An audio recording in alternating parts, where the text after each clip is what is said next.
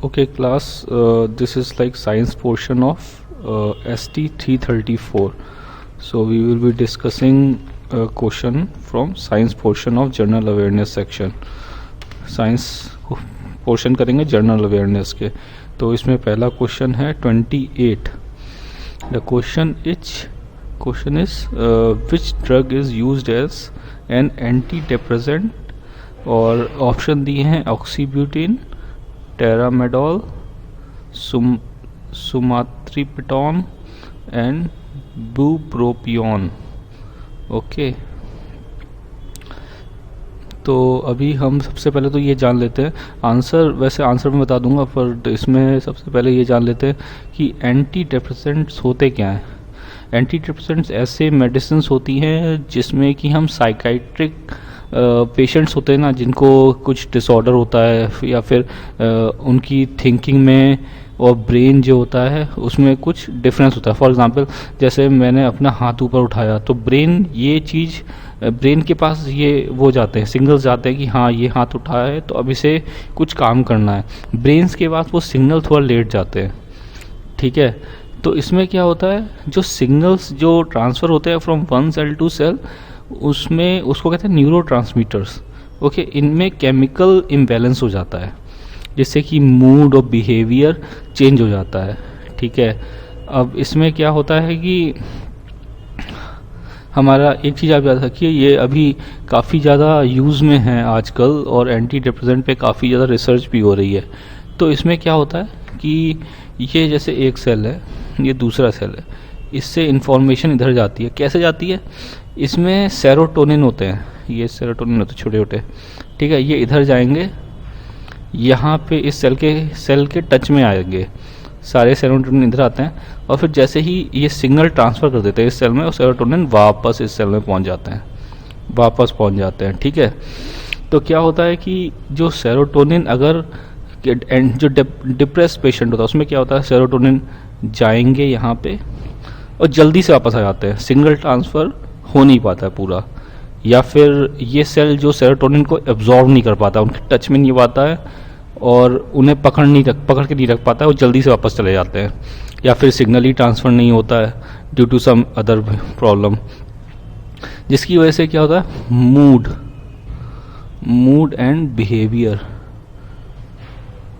Change होता है, normal नहीं रह पाता है. ठीक है, तो इस वजह से लोग एंटी डिप्रेसेंट यूज़ करते हैं. एंटी डिप्रेसेंट से क्या होता है, वो सेरोटोनिन का मूवमेंट रेगुलेट करता है कि यहाँ पे ईजिली जाएं, यहाँ पे वो रुके, तब तक सिग्नल ट्रांसफ़र होगा और फिर वापस चले जाएं.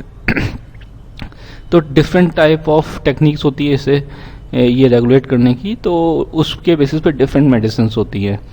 ठीक है, तो इसमें जो है हम यूज़ करते हैं डिफरेंट, जैसे अब इसमें जो ऑप्शन दिया हुआ है इसमें इसका जो ऑप्शन होगा, जैसे पहले हम समझते हैं ये क्या क्या है. जैसे ये तो समझिए ट्रेमेडोल है, ये नॉर्मली एक पेन रिलीवर होता है, ये काफ़ी यूज़ में होता है. ठीक है, ऑक्सीब्यूटिनिन है, ये जो होता है हमारा ओवर एक्टिव ब्लैडर को कंट्रोल करने में यूज़ होता है, जो कि ओल्ड एज में काफ़ी ज़्यादा प्रॉब्लम होती है यूरिन की, तो उसमें जो ओवर एक्टिव ब्लैडर होता है उसे कंट्रोल करने के लिए होता है. सुमेट्री पैटर्न क्या होता है, ये एक माइग्रेन जो होता है ना, जिसमें पेन होता है, हेडेक होता है, उसको कंट्रोल करने के लिए, उससे रिलीफ पाने के लिए ये सुमेट्री पैटर्न खाया जाता है. ठीक है, ये भी एक मेडिसिन है, ड्रग है जो लिया जाता है. ठीक है, तो इसका आंसर क्या है, बुप्रोपियोन. ठीक है, बुप्रोपियोन क्या आंसर है, बुप्रोपियोन. ठीक है, समझ गए. इसमें एक चीज़ बस ये याद रखने वाली, सेरोटोनिन जो होते हैं, सेरोटोनिन इन पे काफ़ी रिसर्च हो रही है, ये याद रखने वाले हैं. इनकी वजह से क्या होता है, एक सेल से दूसरे सेल में सिग्नल ट्रांसफ़र होते हैं, जिसकी वजह से आदमी का मूड, जो पर्सन का, ह्यूमन बीइंग का मूड चेंज हो जाता है. ठीक है, अगर सही से ट्रांसफ़र नहीं होता है, ये याद रखने वाली बात है. इस पर काफ़ी रिसर्च चल रही है. और ये जो होता है टेरामेडोल, ये हमारा होता है पेन रिलीवर. ऑक्सीब्यूटिनिन जो होता है ये ब्लैडर कंट्रोल के लिए होता है, ओवर एक्टिव ब्लैडर कंट्रोल के लिए, सुमेट्रिपेटेन जो होता है ये हेडेक माइग्रेन के लिए होता है, बुप्रोपियोन ये आंसर है। ठीक है, let's move to next question. The orange colour of carrot is because of, अब इसमें ऑप्शन देख के ही हम इसका आंसर इजीली दे सकते हैं। ठीक है, पहला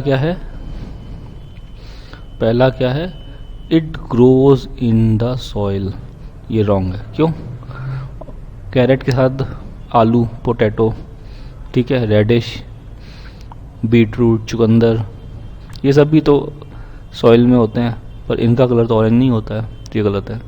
it is not expose to sunlight, same potato, beetroot, radish, ये सब भी सनलाइट को एक्सपोज नहीं होते, पर इनका कलर भी ऑरेंज नहीं होता है, तो ये भी रॉन्ग है। The entire plant is orange in colour, ये भी रॉन्ग है। ये तो सबने देखा होगा, कैरेट का प्लांट होता है, ये कैरेट होती है, लीव्स होती है, लीव्स ग्रीन होती है, कैरेट ऑरेंज होती है। ठीक है, तो इसका आंसर है बी, कैरोटीन। अब कैरोटीन क्या होता है?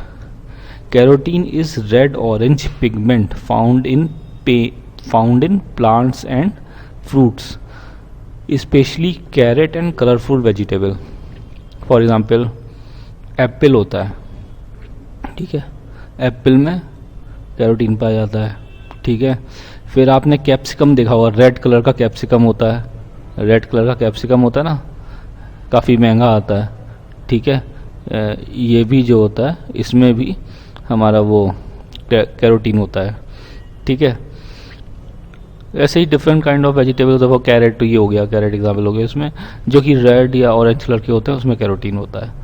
ठीक है, चलिए आगे बढ़ते हैं दूसरे नेक्स्ट क्वेश्चन पे। Snake venom is highly modified saliva containing, ये भी आसान क्वेश्चन है थोड़ा सा, अगर आपने पढ़ा वगैरह होगा कहीं तो ये आप इजीली कर पाएंगे, फिर भी आसान है, थोड़ा बहुत नॉलेज होगी।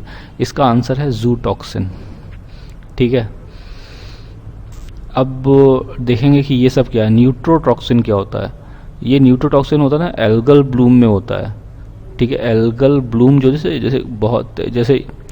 जैसे क्या होता है, आंसर क्या है? जूटॉक्सिन। जैसे आपने देखा होगा पॉन्ड्स होते हैं, उनके ऊपर ग्रीन ग्रीन कलर की काई लग जाती है। ठीक है, काई लग जाती है, उसको कहते हैं एल्गल ब्लूम, एल्गल ब्लूम। ठीक है, उसमें ये होता है न्यूट्रोटॉक्सिन, उस एल्गल ब्लूम में होता है न्यूट्रोटॉक्सिन, जो क्या करता है, नर्व्स को डिस्ट्रॉय करता है। ठीक है, वो होता है हमारा न्यूट्रोटॉक्सिन। ठीक है, स्नेक वेनम में क्या होता है? जूटॉक्सिन। न्यूट्रोटॉक्सिन किसमें होता है? एल्गल ब्लूम में होता है, जो कि नर्व्स को डिस्ट्रॉय करता है। प्रोटोटॉक्सिन क्या होता है? ये प्रोटोटॉक्सिन क्या होता है? ये इनएक्टिव टॉक्सिन होता है। क्या होता है? Inactive toxin. ठीक है, ये बहुत छोटे ऑर्गेनिज्म होते हैं, जैसे बैक्टीरिया वगैरह हो गया। ठीक है, बैक्टीरिया इसमें होता है। अब ये इनएक्टिव होता है, मतलब आप खा भी लोगे तो कुछ होगा नहीं, ये किसी पर्टिकुलर केमिकल्स के कंट्रोल में आता है ना, वो प्लस के उसमें आता है, टच में आता है, केमिकल्स होते हैं ना, तब ये एक्टिव हो जाता है। तब क्या होता है? एक्टिव। ठीक है, ये हमारा प्रोटोटॉक्सिन जो है, ये किसी केमिकल के टच में आएगा तो एक्टिव हो जाएगा। ठीक है, समझ गए? तब हमारा जो है ये हमें नुकसान पहुंचा सकता है। तब तक तो ये बिना किसी केमिकल टच में आए हमारी बॉडी में भी रहेगा, कोई नुकसान नहीं होगा, इनएक्टिव होता है। ठीक है, न्यूट्रोटॉक्सिन क्या होगा? एल्गल ब्लूम में होता है, नर्व्स को डिस्ट्रॉय करता है। जूटॉक्सिन जो स्नेक के वेनम में होता है, और इससे काफ़ी ज़्यादा जहरीला हो जाता है स्नेक का वेनम। जितना ज़्यादा जूटॉक्सिन होगा उतना ज़्यादा जहरीला हो जाएगा। ठीक है, तो इससे एक और चीज़ हमें मालूम पड़ती है, स्नेक वेनम क्या होता है? Highly modified saliva. ठीक है, स्नेक का जो लार होता है ना, वही स्नेक वेनम होता है, जिसमें जूटॉक्सिन होते हैं, जिसके कारण वो जहरीला होता है। ठीक है, चलिए आगे बढ़ते हैं।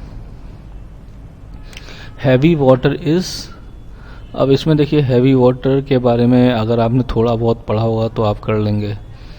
सबसे पहले हम क्या देखते हैं, आइसोटोप क्या होता है? आइसोटोप क्या होता है?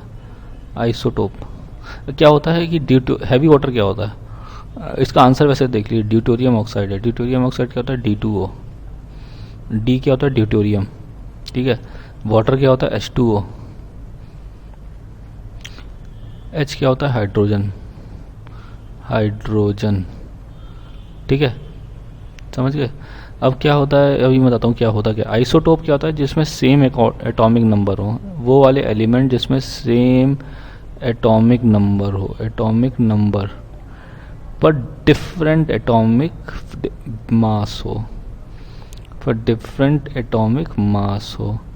तो हाइड्रोजन होता है, उसके 3 आइसोटोप होते हैं नेचुरल कंडीशंस में जो पाए जाते हैं, आर्टिफिशियली और भी बना सकते हैं, पर नेचुरली 3 आइसोटोप्स हमें मिलते हैं, ठीक है।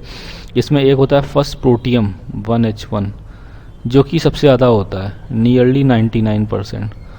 तो ये जो प्रोटियम होता है ना, जो यही इसी को हाइड्रोजन बोलते हैं। ये H2O में जो H होता है ना, ये प्रोटियम ही होता है, ठीक है, 1H1 होता है।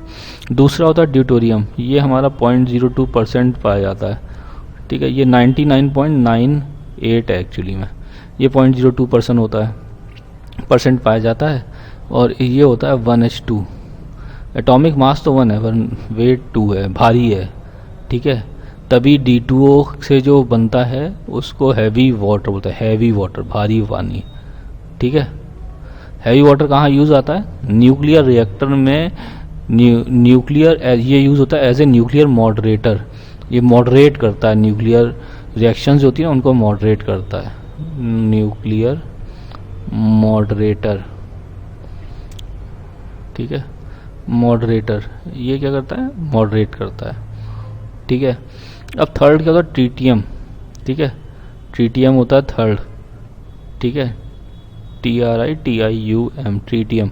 ये ट्रेसेस से मिलता है, बहुत कम, बिल्कुल कम मिलेगा, ठीक है। जब कभी होता है ना न्यूक्लियर वेपन का टेस्ट, होता है अपने यहाँ पोखरण में किया जाता है ज़्यादातर, न्यूक्लियर वेपन का टेस्ट होता है, ठीक है।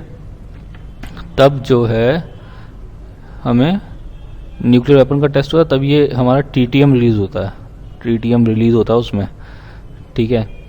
ट्रीटियम का यूज़ क्या होता है, ट्रीटियम का यूज़ होता है ये याद कर लो, रेडियो लेवलिंग में काम आता है, रेडियो लेवलिंग में काम आता है, ठीक है। ट्रीटियम ऐसे बस मतलब पढ़ लेना, एक बार याद रह जाए, जैसे कभी आ जाए तो लिख दो कि ट्रीटियम कहाँ यूज़ होता है, रेडियो लेवलिंग में, ठीक है। ड्यूटेरियम का कहाँ यूज़ होता है, D2O बनाने में, जो कि हैवी वाटर है। हैवी वाटर का कहाँ यूज़ होता है, न्यूक्लियर रिएक्टर में यूज़ होता है एज ए न्यूक्लियर मॉडरेटर, ठीक है, ठीक है। अब ये मोनोटीरियम कुछ नहीं होता है, पॉलीटीरियम भी कुछ नहीं होता है, ट्रीजियम ऑक्साइड भी कुछ नहीं होता है। थोड़ा बहुत पढ़ा हो तो ये मालूम पड़ा, ये सब कुछ नहीं है, तो आंसर ड्यूटेरियम ऑक्साइड ही होगा, ठीक है। चलिए आगे बढ़ते हैं। Which among the following element has highest electronegativity, ठीक है। ये भी एक अच्छा क्वेश्चन है, बट अगर थोड़ा बहुत साइंस वगैरह पढ़ा होगा तो कर ले जाएंगे, नहीं तो फिर थोड़ा सा मुश्किल भी हो जाता है, ठीक है। तो देखिए इसमें क्या है हमारा, सबसे पहले तो ये पहचान लें क्या क्या किस किस चीज़ें के बारे में बात कर रहा है। गैलियम क्या होता है, गैलियम क्या होता है ना, इसका मेल्टिंग पॉइंट जो होता है काफ़ी हाई होता है, ठीक है। तो इसलिए इसे ट्रांजिस्टर या डायोड्स में यूज़ करते हैं, ठीक है, समझ गए ना। अब आप पूछोगे सोडियम, तो सोडियम तो और भी आसान है। सोडियम क्या है, सोडियम हमारा कई जगह सॉल्ट में यूज़ होता है, यानी सोडियम से हमारा कॉमन सॉल्ट बनता है ना, कॉमन सॉल्ट, ठीक है। तो हम तो खाते हैं इसको। बेकिंग सोडा भी बनता है, बेकिंग सोडा, सोडियम बाइकार्बोनेट,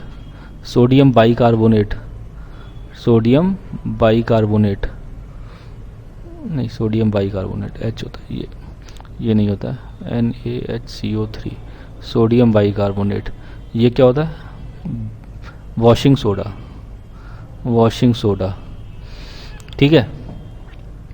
तो सोडियम तो इसमें यूज़ होता है, तो सोडियम भी इलेक्ट्रोनेगेटिव तो नहीं हो सकता। ये हम ऐसे मतलब कॉमन सेंस से कहते हैं ये सोडियम तो आंसर नहीं होगा, ठीक है। सोडियम आंसर हो जाएगा तो भैया खा कैसे पाएंगे हम कॉमन सॉल्ट, ठीक है, समझ गए ना। अब इसमें आंसर सीजियम भी नहीं है, ठीक है। अब सीजियम क्यों नहीं है, सीजियम हमारा कहाँ यूज़ है, एटॉमिक क्लॉक में यूज़ होता है, एटॉमिक क्लॉक। जब हमने बड़ी अच्छी एकदम सोफेस्टिकेटेड क्लॉक बनाते हैं यूएस में, जिससे कि वो अपना डे नाइट का कभी कभी वो टाइम चेंज करते हैं ना, तो वो इसी एटॉमिक क्लॉक को यूज़ करके करते हैं, इससे देख के करते हैं भैया कई टाइमिंग उनकी, मतलब उनकी डिफरेंट टाइम जोन में होता है ना, तो कई सारी टाइम जोन है, बड़ा कंट्री है, तो उसमें डे नाइट का रेगुलेट करते हैं वो। जब डे होता है तो कभी कभी क्या होता है कि किसी पार्ट में कुछ टाइम हो रहा है, किसी पार्ट में कुछ टाइम हो रहा है, तो उसको उसमें कभी डे नाइट टाइम चेंज करते हैं, डे नाइट टाइम चेंज करते रहते हैं, ठीक है। वो यूज़ करते हैं एटॉमिक क्लॉक का। एटॉमिक क्लॉक से छोटे छोटा डिफरेंस, सेकंड नैनो सेकंड का डिफरेंस नोट करती है। उसमें यूज़ होता है सीजियम का। इसका यूज़ होता है सीजियम का। अब थोड़ा बहुत अगर आपने न्यूज़ में पढ़ा हो तो आर्सेनिक बहुत न्यूज़ में रहता है, आर्सेनिक काफ़ी न्यूज़ में रहता है। आर्सेनिक क्यों न्यूज़ में रहता है? इंसेक्टिसाइड में पड़ता है, इंसेक्टिसाइड में यूज़ आता है आर्सेनिक का। रैट पॉइजन में यूज़ आता है आर्सेनिक का, ठीक है। तो आर्सेनिक काफ़ी यूज़ में रहता है, काफ़ी यूज़ में आता है और न्यूज़ में भी काफ़ी ज़्यादा रहता है, ठीक है। तो आर्सेनिक इसका आंसर है, ठीक है। ऐसे ये तो एक हो गया कि हमारा अगर हमें मालूम है गैलियम क्या है, सोडियम क्या है, सीजियम क्या है, तो हम आंसर आर्सेनिक आराम से लगा सकते हैं। और आर्सेनिक के बारे में अगर मालूम हो, आर्सेनिक रैट पॉइजन इंसेक्टिसाइड में यूज होता है, और ये इसकी इन चारों में इसकी इलेक्ट्रोनेगेटिविटी सबसे ज़्यादा है। अगर हम बात करें कि सबसे ज़्यादा इलेक्ट्रोनेगेटिविटी होती किसकी है, सबसे ज़्यादा होती है फ्लोरीन की, ठीक है।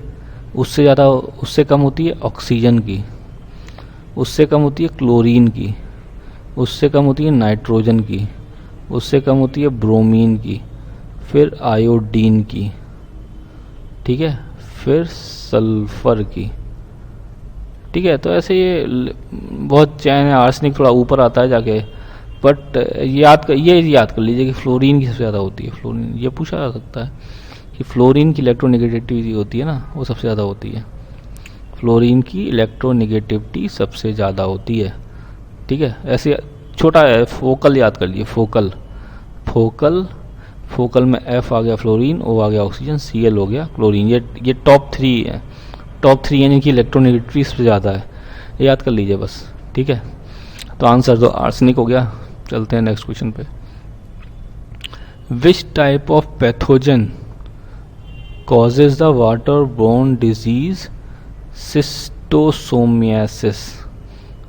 सिस्टोसोमियासिस, ठीक है। ये देखते हैं। अब इसमें देखिए, अगर थोड़ा न्यूज़ पढ़े होंगे तो कर ले जाएंगे, नहीं तो फिर नॉलेज होनी चाहिए, ठीक है। अब ये सिस्टोसोमियासिस होता क्या है? देखिए, ये एक डिजीज़ होती है जो इंडिया में ज़्यादा नहीं है, ठीक है। इसको क्या कहते हैं? स्नेल फीवर भी कहते हैं, स्नेल फीवर, ठीक है। इसके जो सिम्टम्स, लक्षण जो होते हैं ना, वो नियरली कॉमन कोल्ड और दांत खाज खुजली जैसे होते हैं। जहाँ पे ये काटेगा, जो भी इसका पैथोजन होगा, जहाँ पे टच में आएगा ह्यूमन बॉडी के, वहाँ पे दांत खाज खुजली जैसा हो जाएगा, कोल्ड जैसा लक्षण हो जाएंगे, सर दर्द होने लगेगा, फीवर आ जाता है, ठीक है। बहुत ही ज़्यादा डेंजरस बीमारी नहीं है, पर हाँ न्यूज़ में रहती है। काटियामा फीवर भी कहते हैं।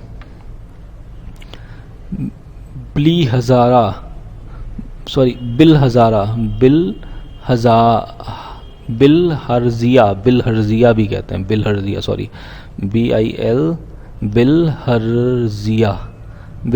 भी कहते हैं इसको, ठीक है। तो इसके 3 नाम है। और ये कहाँ कहाँ होती है? इंडिया में बहुत ही कम होती है, मोस्टली ट्रॉपिकल और सब ट्रॉपिकल कंट्रीज़ में होती है, जैसे कि आपके सब सहारन अफ्रीकन कंट्रीज़ हो गए, सब सहारन अफ्रीकन कंट्रीज़, ठीक है। सब सहारन अफ्रीकन कंट्रीज़ हो गए, ठीक है। मिडिल ईस्ट हो गया, ठीक है। मिडिल ईस्ट तो ये सब जानते ही होंगे, ठीक है, जो मैप वगैरह तो पढ़ते ही रहते हैं आप।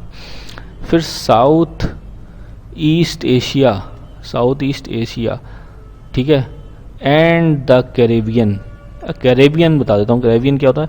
ये देखिए, ये नॉर्थ अमेरिका है, ये मैक्सिको है, ये साउथ अमेरिका है, थोड़ा सा शेप, ये साउथ अमेरिका है, ठीक है। यहाँ पे छोटे छोटे आइलैंड हैं, जिसमें क्यूबा वगैरह, हवाई वगैरह आता है ना। क्यूबा तो इसका पार्ट नहीं है कैरेबियन का, पर ये जो और आइलैंड है ना, इनको कहते हैं कैरेबियन, ठीक है। हवाई उसमें आता है। ठीक है, तो यहाँ पे भी ये बीमारी होती है।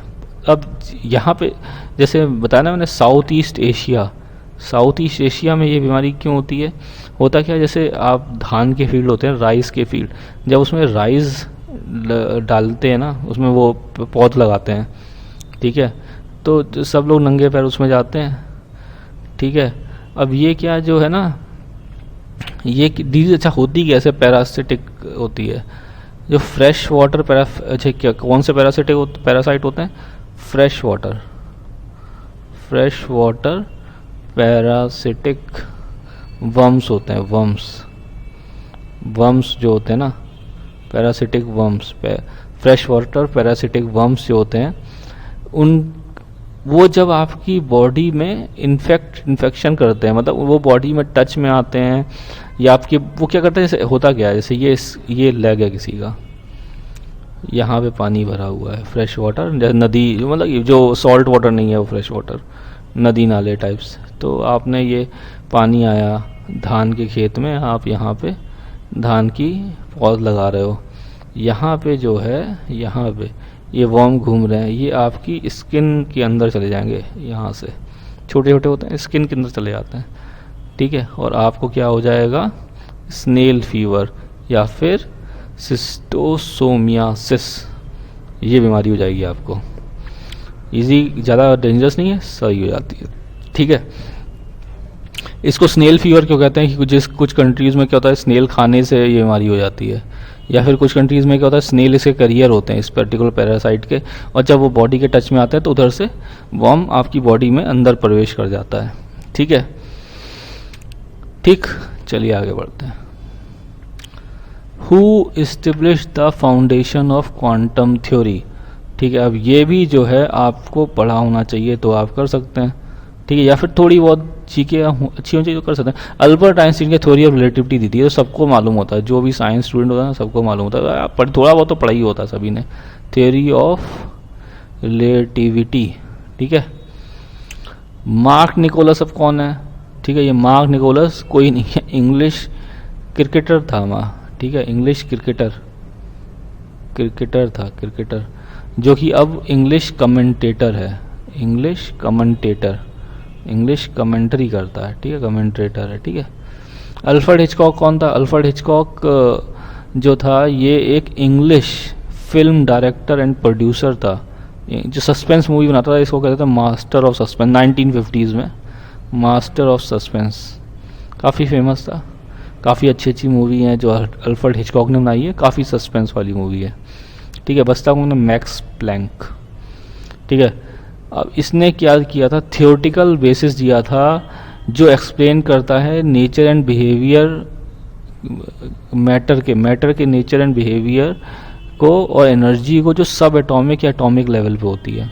जैसे एटॉमिक मतलब न्यूट्रॉन प्रोटॉन का लेवल हो गया, एटम के लेवल पे, या न्यूट्रॉन प्रोटॉन क्वार्क्स वगैरह होते हैं, उनके लेवल पे, सब एटॉमिक लेवल पे। इस पे एनर्जी और मास कैसे एक दूसरे से के कारण जो है प्रभावित होते हैं, ठीक है, उसका एक्सप्लेनेशन दिया था, थियोरेटिकल एक्सप्लेनेशन दिया मैक्स प्लैंक ने, ठीक है। तो इसकी थ्योरी को क्या कहता है? क्वांटम थ्योरी कहते हैं, ये सब आंसर नहीं है, और इसे दिया था किसने? मैक्स प्लैंक ने, ठीक है। चलिए आगे बढ़ते हैं। If in a motion the axis of the rotation passes through an object, then the motion is called. अब देखिए इसके लिए ये भी बहुत ही आसान है, इसका आंसर स्पिन मोशन है। ए ऑर्बिटल मोशन सबको मालूम होगा, आप लोगों ने ज्योग्राफी पढ़ी होगी भैया। ये सन है, ये अर्थ है, ये जब घूम रही है इसके चारों ओर, सन के चारों ओर अर्थ, तो इसको कहते हैं ऑर्बिटल मोशन, ठीक है। क्या कहते हैं? Orbital motion. तो इसकी जो एक्सिस है यहाँ से निकलती है, सन से जाती है, ठीक है, इसके परपेंडिकुलर है। ये स्क्रीन जिसमें आप देख रहे हो ना, इसके परपेंडिकुलर है, ठीक है। तो ये तो नहीं होगा। सर्कुलेटरी मोशन भी यही होता है, एक जैसे क्या एक रस्सी है, उसमें ईंटा बांध के आप घुमाने लगे अपने चारों तरफ, तो ये इसकी एक्सिस आपके उससे जाएगी, आपके शरीर से होते हुए, क्योंकि आपके चारों ओर घूम रहा है ना, तो ये भी नहीं है। ऑस्किलेटरी मोशन का पेंडुलम क्लॉक होती है ना, ऐसे ऐसे ऐसे पेंडुलम जाता रहता है, ठीक है। ये ऑस्किलेटरी मोशन होता है। इसकी एक्सिस कहाँ होती है, पेंडुलम को जहाँ बंधा होता है ना, यहाँ से होती है इसकी एक्सिस, ठीक है। तो ये होता है ऑस्किलेटरी मोशन। ऑस्किलेटरी मोशन कई तरह का होता है, सर्कुलेटरी का ऑस्किलेटरी मोशन है, या फिर आप देते हो साइन का ग्राफ देखते होगे, ठीक है, साइन का ग्राफ देते हैं, ये ऐसे होता है, ठीक। ये भी ऑस्किलेटरी मोशन है, ठीक है, समझ गए, ये भी ऑस्किलेटरी मोशन। तो इसकी एक्सिस भी, बॉडी अगर यहाँ है तो इससे नहीं जाएगी, यहाँ अगर ये ऐसे मोशन करता तो यहाँ पे होगी एक्सिस, ठीक है। तो ये जो ऑस्किलेटरी मोशन जो है, ये भी इसका आंसर नहीं है। आंसर है स्पिन मोशन। स्पिन मोशन कैसा होता है, जो लट्टू घुमाते हैं ना, लट्टू घुमा के छोड़ते, लट्टू घूमता रहता है ऐसे ऐसे ऐसे ऐसे ऐसे ऐसे घूमता रहता है। तो इसकी जो एक्सिस होती है वो लट्टू के में होके जाती है। अरे ये देखिए ना, जैसे अर्थ होती है, अर्थ रोटेट करती है अपनी दूरी पे, अपनी एक्सिस पे रोटेट करती है, तो वो जो एक्सिस होती है वो अर्थ से होके जाती है। तो इसका आंसर है spin motion. So our first question is the Indian parliament house was designed by. ये बहुत ही ईजी क्वेश्चन है अगर आपने थोड़ा सा जीके पढ़ी है तो, ठीक है। तो इसमें जो है आंसर इज एडविन ल्यूटन, ये आंसर है, ठीक है। अब मैं थोड़ा बता देता हूँ आपको। जो पार्लियामेंट की बिल्डिंग थी, that was designed by two famous architects. One is Edwin, जिसका नाम दे रखा है Edwin Lutyens. Other one is sir Herbert, अच्छा ये भी सर है हमारे, सर एडविन ल्यूटन और सर हर्बर्ट बेकर, ठीक है। अब इन्होंने ये डिज़ाइन कब किया, डिज़ाइन बनाया था 1912 से 13 के बीच में, ठीक है। इन्होंने डिज़ाइन किया था, प्लानिंग किया था, कंस्ट्रक्शन में हेल्प की थी, ठीक है, इंडियन पार्लियामेंट बिल्डिंग की न्यू दिल्ली में, ठीक है। द फाउंडेशन स्टोन जो रखा था पार्लियामेंट बिल्डिंग का, दैट वाज ऑन 12 फरवरी 1921 में रखा गया था। HRH the Duke of Connaught, Connaught place है ना दिल्ली में, उन्हीं के नाम पे है Connaught. HRH the Duke of Connaught ने इसका फाउंडेशन रखा था, ठीक है। इसका फाउंडेशन रखा था 12 फरवरी 1921 में पार्लियामेंट बिल्डिंग का, ठीक है। 6 ईयर्स में बनी थी, 6 ईयर्स में ये बिल्डिंग बनी थी। ओपनिंग सेरेमनी हुई थी 18 जनवरी 1927 को। ये सब याद नहीं रखना, बस सुन लीजिए, ठीक है। कब किसने की थी, 1927 में जो गवर्नर जनरल ऑफ इंडिया था, कौन था, लॉर्ड आयरविन, ठीक है। इसने इसकी जो है ओपनिंग सेरेमनी की थी 1927, 6 साल बाद बनी थी। और पैसा कितना खर्च हुआ था, 83 लाख रुपए बस, ठीक है। अब तो बहुत खर्च होता है जो ऐसी बिल्डिंग बनाने में, पर उस समय हुआ 83 लाख रुपये। 83 लाख की वैल्यू बहुत ज़्यादा थी उस समय, ठीक है। चलिए आगे बढ़ते हैं। The maximum amount of total revenue earn by government of India comes from, ठीक है। इसका आंसर देखिए, हमारी शीट जो आंसर शीट है ना, उसमें क्या दे रखा है, उसमें आई थिंक गलत दे रखा है इसका आंसर, ठीक है। उसमें आंसर दे रखा है एक्साइज ड्यूटी, जबकि आंसर होना चाहिए कॉरपोरेशन टैक्स। तो ये आप सही कर लेंगे, इसका आंसर है कॉरपोरेशन टैक्स। अब देखिए कैसे आप कहोगे कि अरे नहीं आंसर सही दे रखा है, कई सारी साइट्स पे भी ये आंसर दे रखा है एक्चुअली में, पर वो गलत है, ठीक है। कई पुरानी बुक्स आप उठाओगे उनमें भी एक्साइज ड्यूटी रखा है, पर वो गलत है। अभी आप देखोगे लास्ट कुछ ईयर्स में बहुत, मतलब कि कम से कम 5, 6, 7 साल का मैंने उठा के बजट देखा है, ठीक है। बजट, यूनियन बजट देखिए ना आप, यूनियन बजट, तो उसमें एक दे रखा है एनुअल फाइनेंशियल स्टेटमेंट,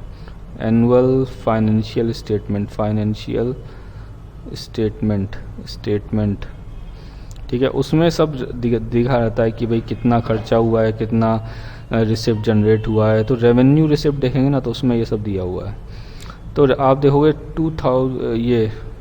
2016-17 जो अभी ये फाइनेंशियली 17 ख़त्म हुआ ना, अभी 31 मार्च 2017 को, उसमें कॉर्पोरेट टैक्स जनरेट हुआ था 4.9 लाख करोड़। इनकम टैक्स कितना हुआ, 3.4 लाख करोड़। कस्टम कितना हुआ था, 2.1 लाख करोड़। एक्साइज कितना हुआ था, एक्साइज 3.8 लाख करोड़। सबसे ज़्यादा कौन हुआ, कॉरपोरेट टैक्स या कॉरपोरेशन टैक्स, ठीक है। 15-16, ठीक है, एक साल पहले उसका 16 फाइनेंशियल ईयर 16 में 4.5 था कॉरपोरेशन टैक्स, 2.8 था इनकम टैक्स, 2.1 था कस्टम, एक्साइज कितना था 2.8, ठीक है। तो सबसे ज़्यादा क्या था, कॉरपोरेशन टैक्स। अगेन सिमिलरली 14-15, 13-14 और 12-13 सब में आप देखेंगे तो कॉरपोरेशन टैक्स की फिगर हमेशा ज़्यादा रही है सबसे। तो अगर आंसर आता, क्वेश्चन ऐसा आता है तो क्या मार्क करेंगे, कॉरपोरेशन टैक्स, ठीक है। चलिए आगे बढ़िए। How many GB is equal to 1 TB। ये बहुत ही इजी क्वेश्चन है, आजकल सबको ये मालूम होता है, GB, TB, MB क्या होता है सबको मालूम होता है। तो ये इजी क्वेश्चन है, ऐसे क्वेश्चन आते हैं फट से आंसर लगाएंगे 1024, ठीक है। तो ये क्वेश्चन जो है, ऐसे क्वेश्चन छोड़ने नहीं चाहिए। अब इसमें बस थोड़ा देख लीजिए, गीगा क्या होता है, गीगा होता है 10⁻⁹। टेरा क्या होता है 10⁻12। तेरह 10 का 12, ठीक है, 13 10 का 12, तेरह क्या होता है 10⁻12, 10 की पावर 12। गीगा क्या होता है 10 की पावर 9, ठीक है। अब क्या करेंगे, टेरा डिवाइड बाय गीगा करेंगे तो कितना था 10⁻3, 1000। तो अगर नॉर्मल देखेंगे ना तो जैसे कहते हैं ना किलोमीटर, अगर मान लो गीगा मीटर आ गया, गीगा मीटर, ठीक है, तो क्या हो जाएगा 10⁻9 मीटर। टेरा मीटर आ गया तो 10⁻12 मीटर। तो कितने गीगा मीटर होंगे 10⁻12, जो कि हमारा टेरा मीटर में 1000 मीटर यानी किलोमीटर। पर बाइट में क्या होता है कि थोड़ा सा डिफरेंस होता है, वो 250, 128, 256, 512, 1024, ठीक है, 1024, 2048, इन सब के टर्म में चलती है, ठीक है। तो इसमें आंसर होगा 1024। ये सब मालूम होता है, जो आजकल सब लोग कंप्यूटर यूज़ करते हैं सबको मालूम होता है कि ये 1 TB में कितने GB होते हैं, 1024। चलिए आगे बढ़ते हैं। Most airports in India are named after. इसका देखिए ये SSC क्वेश्चन है, ये SSC क्वेश्चन है 2016 का, किसी पर्टिकुलर एग्जाम में आया था। इसका आंसर पॉलिटिशियंस दिया हुआ था, पर जबकि गलत है, इसका आंसर प्लेसेस होना चाहिए, ठीक है। इसका आंसर प्लेसेस होना चाहिए। देखोगे ना आप कई एयरपोर्ट देखोगे, कई सारे, जैसे Chennai airport, Calicut airport, Coimbatore airport, Jaipur airport, ये सब प्लेस के नाम पे हैं। तो इसका आंसर प्लेसेस होना चाहिए। पर अगर यहाँ दिया तो मोस्ट इंटरनेशनल एयरपोर्ट, और उसके आगे भी लिखा था मोस्ट फेमस इंटरनेशनल एयरपोर्ट, तो तब आंसर पॉलिटिशियन हो जाएगा, ठीक है। तब आंसर पॉलिटिशियन हो जाएगा अगर दिया रहेगा मोस्ट फेमस इंटरनेशनल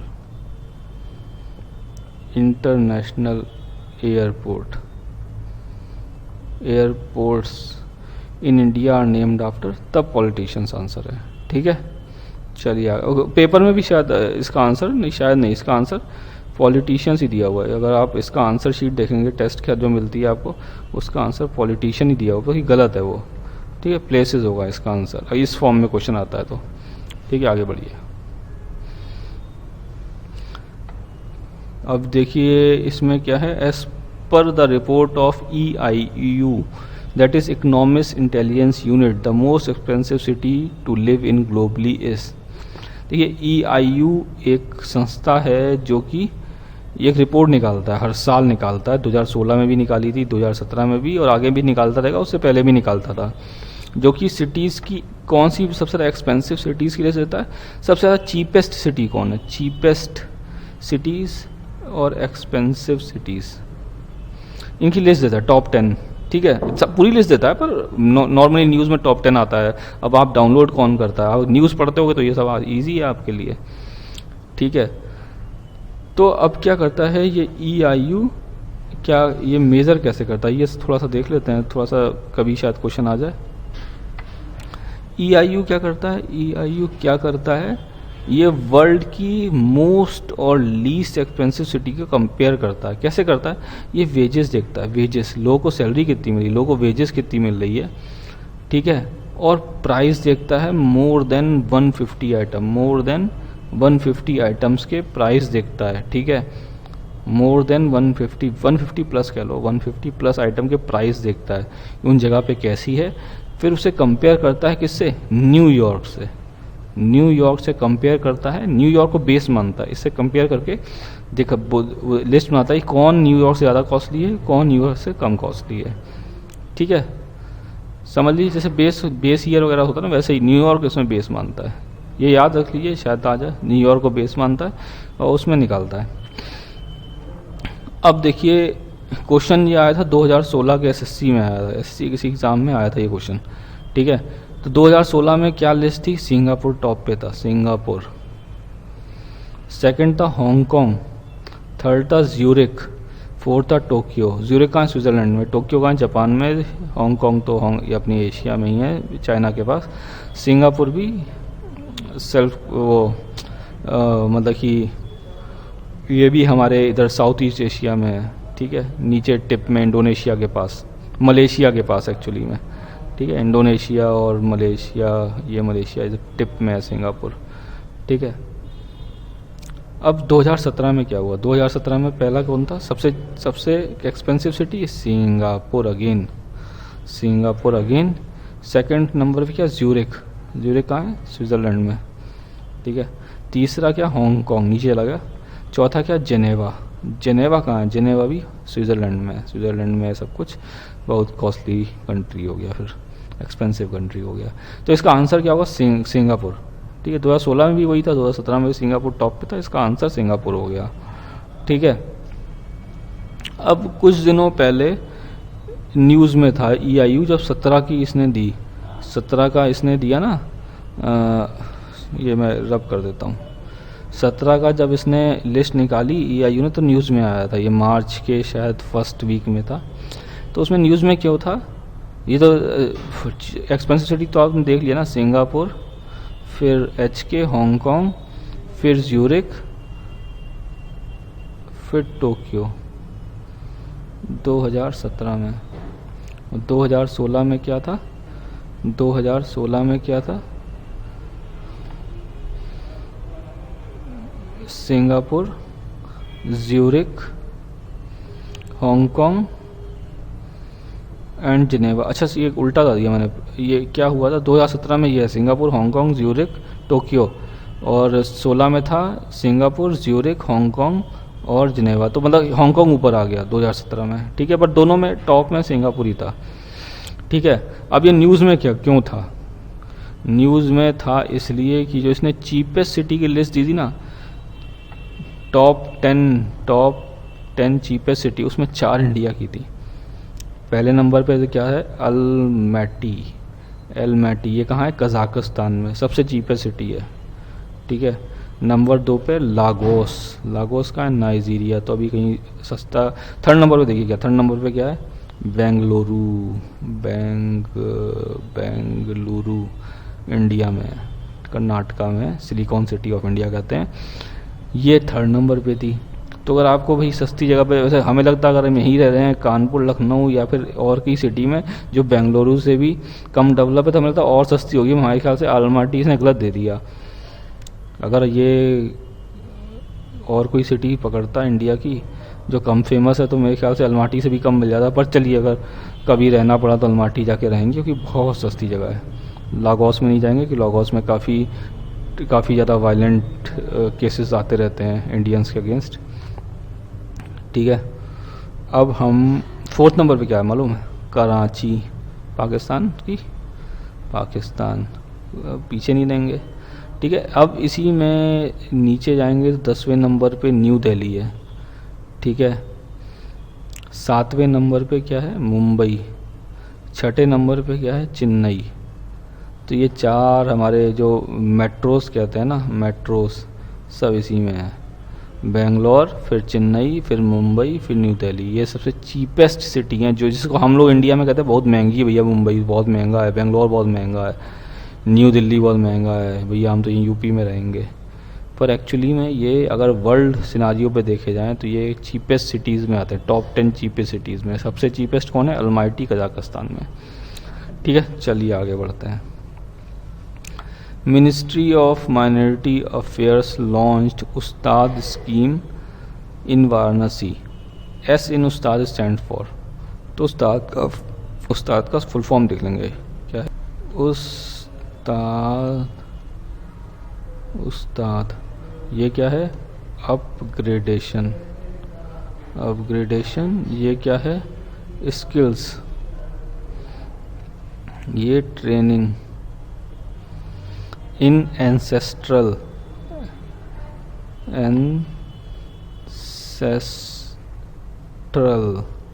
ये क्या है? आर्ट्स। इसी को क्या बोलते हैं? क्राफ्ट्स। For development. ठीक, ये हो गई उस्ताद का फुल फॉर्म।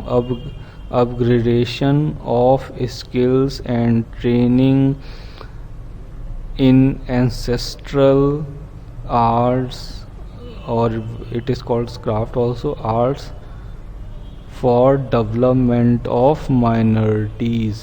ठीक है, तो ये किस लिए? ये क्या था? ये एक माइनॉरिटीज़ के लिए एक स्कीम चलाई गई थी, उस्ताद। ठीक है, नाम तो उर्दू जैसा लगता है, पर माइनॉरिटीज़ हमारे क्या होते हैं? Scheduled tribes. बहुत सारी ट्राइब्स हैं जो माइनॉरिटीज़ में आती हैं, उनकी कई सारी एंसेस्टर कलाएँ हैं, क्राफ्ट हैं जो उनके साथ ही विलुप्त हो जा रही हैं। ठीक है, तो उनका डेवलपमेंट करना ताकि विलुप्त ना हो पाए, ताकि हमारे इंडिया में वो पर्टिकुलर स्किल्स बनी रहें, वो आर्ट, ठीक है, वो क्राफ्ट, एंसेस्टर आर्ट और क्राफ्ट, वो सब बने रहें। ठीक है, उसके लिए स्कीम चलाई थी, वाराणसी में लॉन्च की थी, इसका नाम था उस्ताद। तो एस किस लिया था? स्किल्स। ठीक है, अब जरा हम आगे बढ़ेंगे। आगे क्या क्वेश्चन कहता है?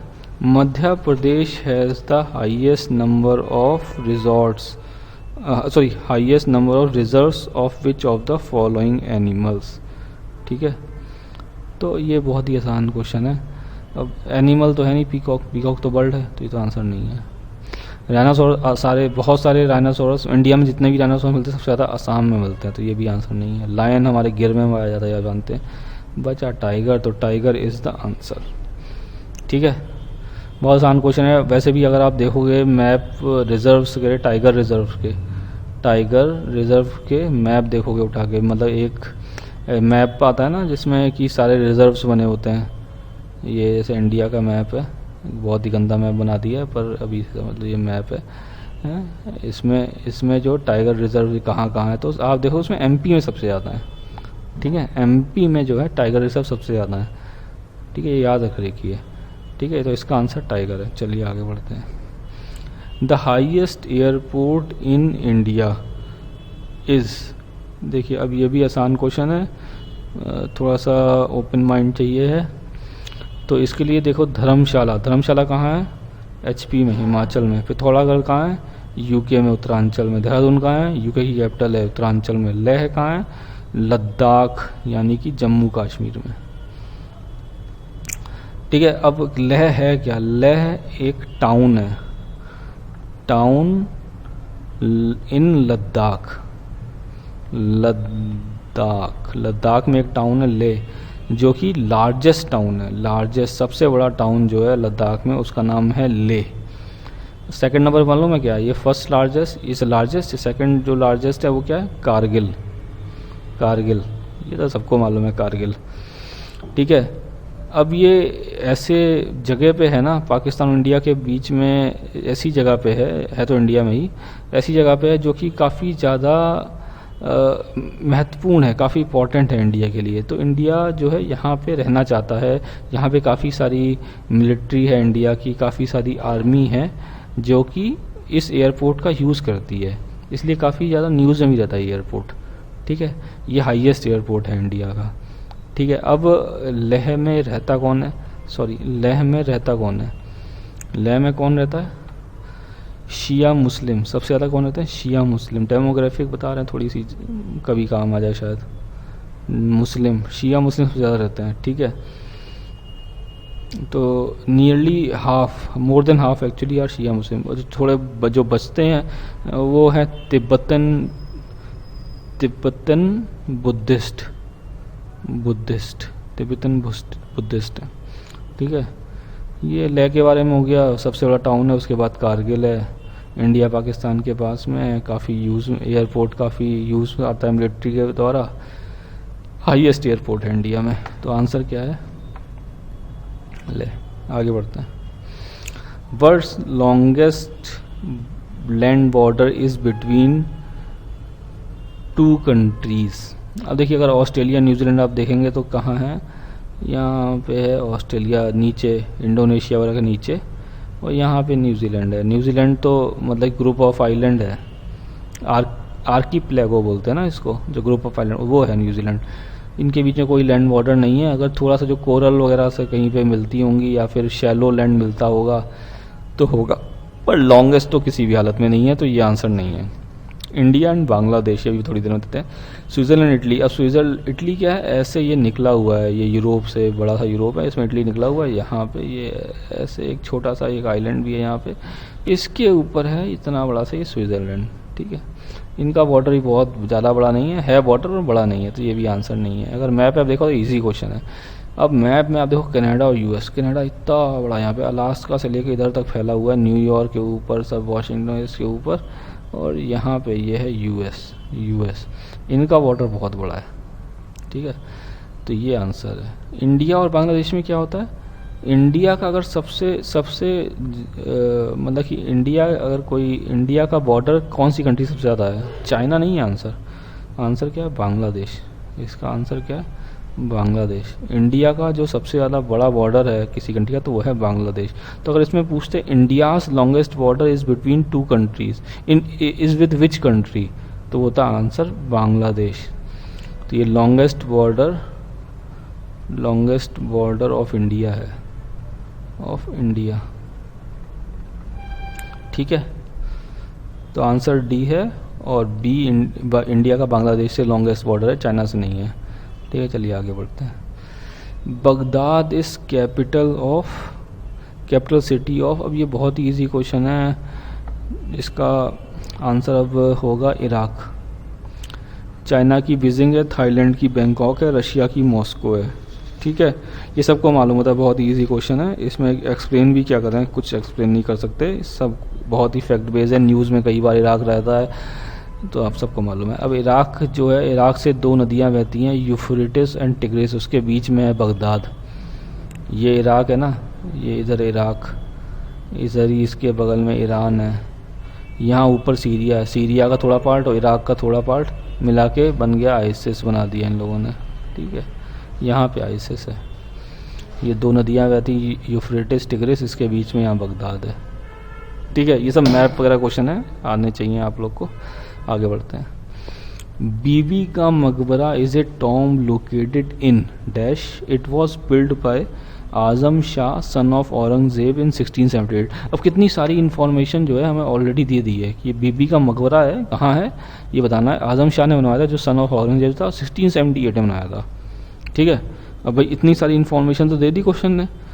ठीक है, तो अब ये जो है, इसमें आंसर इसका क्या है, औरंगाबाद है। इसका आंसर क्या, औरंगाबाद। बीबी का मकबरा जो बनवाया औरंगाबाद में है, जो महाराष्ट्र में है, किसने बनाया था, औरंगजेब के लड़के प्रिंस आजम शाह ने बनवाया था 1678 में। क्यों बनवाया था, in memory of his mother Begum Rabia Durrani.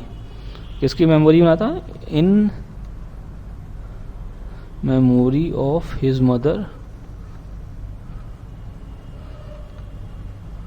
बेगम रबिया दुर्रानी, इनकी मेमोरी में बनाया था, बेगम रबिया दुरानी की याद में बनवाया था। तो ये बेगम रबिया दुरानी कौन थी, आज़म खान की मम्मी थी, इनकी याद में, आज़म शाह की मम्मी थी, इनकी याद में आज़म शाह ने औरंगाबाद में बीबी का मकबरा बनाया था। ठीक है, और ये बेगम रबिया दुरानी औरंगजेब की बीबी थी। हैं, कब बनवाया था, 1678 में, याद रख लीजिए। ठीक है, तो ये चीज़ें तो हो गई याद रखने वाली। ये हिस्ट्री तो आपको पढ़नी पड़ेगी तभी याद रहेगी, ठीक है। थोड़ा पढ़िए, एक ही किताब को, मतलब जो बुक है हिस्ट्री की, आपको 4-5 बार पढ़ जाइए, याद रह जाएगी, ठीक है। इसमें कुछ ज़्यादा बहुत ज़्यादा अगर क्वेश्चन इधर उधर सॉल्व, ये जो होते ऑप्शन इधर उधर, तो हम थोड़ा दिमाग लगा सकते हैं, अदरवाइज दिमाग नहीं लगाना है। याद है तो कर पाएंगे, नहीं याद तो नहीं कर पाएंगे। चलिए आगे बढ़ते हैं। Battle of Kannauj was fought in the year. अब देखिए ये बैटल ऑफ कन्नौज काफ़ी फेमस था, शेरशाह और हुमायूं के बीच में हुआ था 1540 में, ठीक है। ये भी फैक्ट बेस्ड क्वेश्चन है, अगर याद है तो कर पाएंगे। अभी इसमें ये देख लें कि 58 में तो हुआ नहीं था। हुमायूं तो भाई जो अगर थोड़ा बहुत मालूम है कि बहुत पहले था, मतलब 19वीं सदी में तो नहीं था।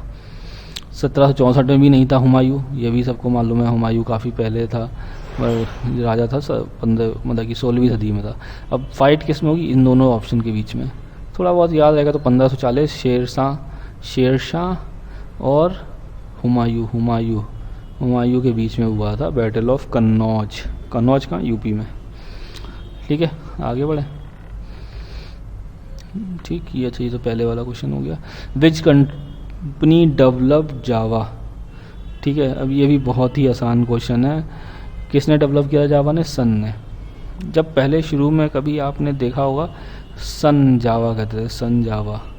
अभी भी कभी आप कंप्यूटर रन करते होंगे तो उसमें जावा का वो मांगता है परमिशन, ठीक है। तो वो किसने बनाया होता है? सन उस पर लिखा भी होता है। आज भी JDK डाउनलोड करोगे तो मिलता है जावा डेवलपमेंट किट। क्या होती है? JDK, Java development kit.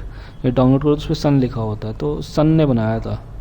सन को क्या है कि एक्वायर कर लिया 2009 में। ओरेकल ने बोला भैया सन हम तुम्हें एक्वायर करेंगे, तुम छोटी कंपनी हो, हम बड़ी कंपनी हैं, और हम जो है तुमको एक्वायर कर लेंगे, हम तुम्हारा बिजनेस कंट्रोल करेंगे। सन ने बोला देखो ऐसा है, एक्वायर तो कर लो पर जो है हम 2 रुपये में तुम्हें मिलेंगे। ओरेकल ने कहा भैया 2 रुपये में नहीं, तुम हमें 98 में ही मिलोगे, 98 में लेंगे हम तुमसे। तो फिर एक इन लोग के मैनेजमेंट मिले, या फिर इनके जो होते हैं ना इन्वेस्टमेंट बैंकर ओरेकल ने अपॉइंट किए होंगे, वो मिले। इन्होंने इसकी हेल्प, सन के मैनेजमेंट और सन के इन्वेस्टमेंट बैंकर की हेल्प से इसकी एक कीमत निकाली। तब जाके 2010 में ओरेकल ने सन को बाई कर लिया, ठीक है। 2009 में तो एक वो बोला कि भैया हम बाई करेंगे, उसके प्रोसेस होती ना बहुत बड़ी कि वैल्यूएशन करने की। 2010 में हो पाई कंप्लीट, और 2010 में ट्रांजैक्शन पूरा हो पाया जिसमें कि ओरेकल ने सन को बाई कर लिया, ठीक। चलिए आगे देखते हैं। Call sign of any aircraft carrying the Indian president is, ठीक है। ये भी आसान क्वेश्चन है। इसमें अब क्या है कि जो कॉल साइन होता है किसी भी इंडियन प्रेसिडेंट का, जो एयरक्राफ्ट जो कैरी करता है इंडियन प्रेसिडेंट का, वो हमें पूछ रहा है, ठीक है। तो इसका आंसर क्या है? इसका आंसर है एयर इंडिया 1। एयर इंडिया हमारी जो है वो राष्ट्रीय विमान सेवा है, ठीक है। एयर इंडिया हमारी नेशनल एयरलाइन ऑफ इंडिया है। यह भी काफ़ी ज़्यादा न्यूज़ में थी, जिसमें कि एक जो सांसद था शिवसेना के, उसने थप्पड़ मार दिए थे एयर इंडिया के एम्प्लॉय को। थप्पड़ नहीं, सॉरी, जूते मार दिए थे, चप्पल जूते जो भी मारे थे, 25 चप्पल मारी दिया था, न्यूज़ में था। तो काफ़ी न्यूज़ में था एयर इंडिया के बारे में। होता कोई आ जाए क्वेश्चन इस बार, ठीक है। इसकी जो ये होती है एयर इंडिया 1, ठीक है, ये एयरक्राफ्ट का नाम होता है, सर्विस का नाम होता है। जो एयरक्राफ्ट इंडियन प्रेसिडेंट और प्राइम मिनिस्टर को कैरी करता है ना, इधर से उधर लेके जाता है, उसको कहते हैं एयर इंडिया 1। उसका कॉल साइन मतलब उसका नाम होता है, ठीक है। अब एयर फ्लाइट 101 और कोड ईगल पता नहीं, मतलब है नहीं कुछ ऐसा, कुछ कॉल साइन नहीं है किसी कंट्री का। पर एयरफोर्स 1 किसका कॉल साइन है? यूएस का। ये यूएस के प्रेसिडेंट को इधर से उधर लेके जाता है, इसका नाम है एयरफोर्स 1, ठीक है। Next question. Article 32 of Indian constitution remedies for enforcement of right conferred by this part deals with, क्या है? भारतीय संविधान का अनुच्छेद 32 इस भाग द्वारा प्रदत्त अधिकारों के परिवर्तन के लिए उपचार किससे संबंधित है, ठीक है। अब तो इसके लिए हमें आर्टिकल 32 आना चाहिए। आर्टिकल 32 क्या करता है? Article 32 provides the right to constitutional remedies, constitutional remedies देता है, which means that a person has a right to move to the Supreme Court for getting his fundamental right protected. अब जैसे कोई पर्सन है, ये आप हैं, इनके फंडामेंटल राइट को दबाया जा रहा है, फंडामेंटल राइट को दबाया जा रहा है, ठीक है, इनके फंडामेंटल राइट को दबाया जा रहा है, फंडामेंटल राइट्स तो ये सुप्रीम कोर्ट जा सकते हैं भैया, सुप्रीम कोर्ट में कि भाई ऐसा है, फला फला गवर्नमेंट हमारे फंडामेंटल राइट को दबा रही है, फला फला कंपनी दबा रही है, ठीक है, आंसर तो सी होगा इसका, ठीक है। ये आर्टिकल 32 मालूम हो तो कर लेंगे, ठीक है। अब इसमें क्या होता है, इसमें एक बात याद रखने वाली है कि सुप्रीम कोर्ट को आर्टिकल 32 में सुप्रीम कोर्ट को कि एक पावर मिली है रिट इशू करने की, रिट इशू करने की, ठीक है, रिट इशू करने की पावर मिली है, ठीक है। इसमें ये क्या करते हैं कि रिट इशू कर देते हैं कि भाई ऐसा है, इसके फंडामेंटल राइट को बरकरार रखा जाए, दबाया ना जाए, ठीक है, फोर्सफुली इसके जो फंडामेंटल राइट है इस बंदे के, इस आदमी की दबाया ना जाए, तो उसके लिए रिट इशू कर देते हैं। अब सुप्रीम कोर्ट करता है article 32, same power high court को भी मिली है, आदमी हाई कोर्ट भी आ सकता है, हाई कोर्ट वो करता है आर्टिकल 226 के अंदर, ठीक है, वो भी रिट इशू करता है, ठीक है। अब इसमें एक थोड़ा सा ट्विस्ट है कि लोकल कोर्ट भी कर सकता है, लोकल कोर्ट भी रिट इशू कर देता है, रिट इशू कर सकता है, ठीक है, ठीक है। पर लोकल कोर्ट कब कर सकता है? जब पार्लियामेंट एक लॉ, पार्लियामेंट है ना, पार्लियामेंट जब लॉ बना, make a law, make a law, parliament make a law, parliament जब लॉ बनाती है और तो लोकल, अब ये ऐसा ही है ना, ये लोकल कोर्ट है, लोकल कोर्ट, इसका एक जुरिस्डिक्शन होता है, इसका जुरिस्डिक्शन इतना ही है जैसे, तो इसका ये तो भाई एक डिस्ट्रिक्ट कोर्ट जैसे मान लो, तो इसके बाहर का काम कैसे करेगी? तो पार्लियामेंट एक लॉ बनाता है जिससे कि लोकल कोर्ट की जुरिस्डिक्शन का एक्सटेंशन होता है, ठीक है, तब वो रिट इशू कर पाती है, तब वो रिट इशू कर पाती है, ठीक है, ठीक है। ये थोड़ा सा ट्विस्ट था कि पार्लियामेंट अगर लॉ बना देगी लोकल कोर्ट भी रिट इशू कर सकती है, जिसमें कि आदमी जो है लोकल कोर्ट भी होता है, कहता है मेरा जो फंडामेंटल राइट को दबाया जा रहा है, ठीक है। अब इसमें एक जो है एक्सेप्शन है, जो कोर्ट मार्शल होता है ना, कोर्ट मार्शल, या फिर क्या कहते हैं मिलिट्री लॉ का ट्रिब्यूनल होता है, देखो क्या होता है, COURT, court martial, court martial और ट्रिब्यूनल ऑफ मिलिट्री लॉ, ठीक है, military law, tribunal established under military law, under military law, तो इसके ट्रिब्यूनल जो कोर्ट मार्शल या फिर ट्रिब्यूनल जो मिलिट्री लॉ के अंदर बनाया जाता है, उसमें अगर कोई जजमेंट पास किया जाता है तो वो जो है रिट इशू करने के जुरिस्डिक्शन में नहीं आता, सुप्रीम कोर्ट या हाई कोर्ट या लोकल कोर्ट या किसी भी कोर्ट के, ठीक है। तो ये कहाँ लिखा है? आर्टिकल 33 में, 33 में ये क्या लिखा है कि कोर्ट मार्शल जो है वो उसको एग्जेम्प्ट किया गया है इससे, रिट वाली पावर से, सुप्रीम कोर्ट की या फिर हाई कोर्ट की, ठीक है। चलिए आगे चलते हैं, ये क्वेश्चन आप समझ गए होंगे होपफुली, आगे पढ़ते हैं। 49 क्वेश्चन, ये बहुत अच्छा क्वेश्चन है, ठीक है। अब इसमें क्या है, क्या पूछ रहा है? First Indian sports person to win individual Olympic silver for India, ठीक है। इसका आंसर है राजवर्धन सिंह। राजवर्धन सिंह ने क्या किया? राजवर्धन सिंह ने क्या किया था? इन्होंने शूटिंग में 2004 में समर ओलंपिक एथेंस में इन्होंने इंडिविजुअल सिल्वर जीता था, individual silver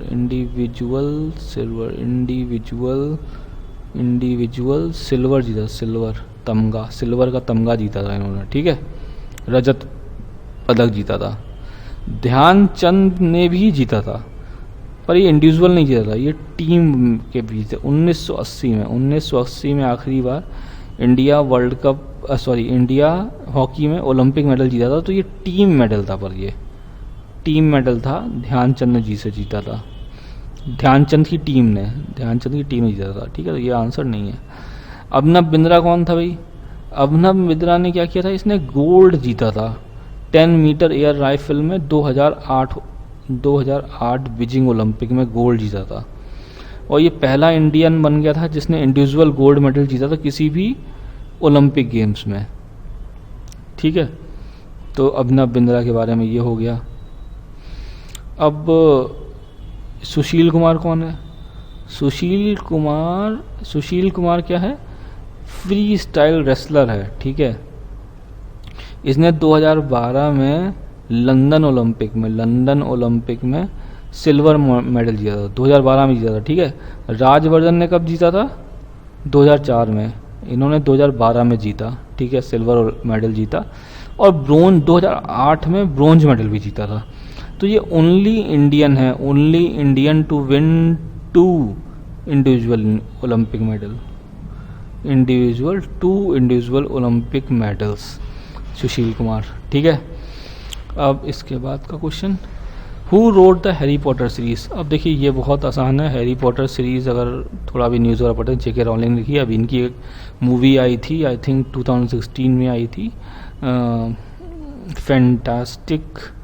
fantastic Beasts and Where to Find Them थी इनकी एक बुक है। मतलब ये हैरी पॉटर सीरीज़ के का प्रिक्वल है, उससे पहले की स्टोरी का है। ठीक है, तो इसका आंसर जेके रॉलिंग। अब J.R.R. टॉलिन क्या है? ये भी इसी तरह के नॉवल है। किस तरह के नॉवल?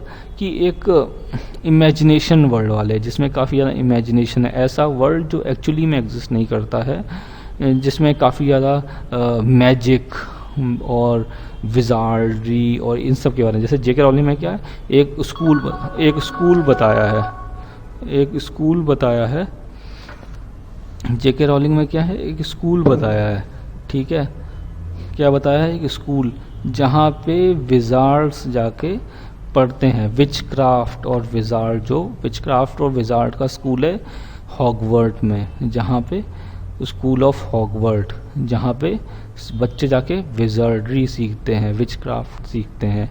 जेके रॉलिंग में J.R. टॉलिन भी इसी तरह की नॉवल लिखते हैं, जिसमें काफ़ी ज़्यादा इमेजिनेशन वाले वर्ल्ड में क्या क्या होता है स्टोरी बनाते हैं। George R.R. मार्टिन, ये कौन है?